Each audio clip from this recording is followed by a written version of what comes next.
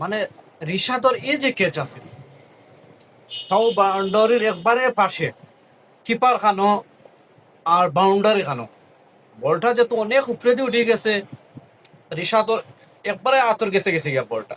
ঠিক তখনই কিতা করছে, কিপারে আগলো চাইয়া মাঝখানটাই ক্যাচটা লই লইছে।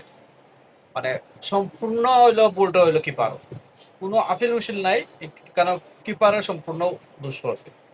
এরপরও কিন্তু রিশাদের দায়ী করে লইছে।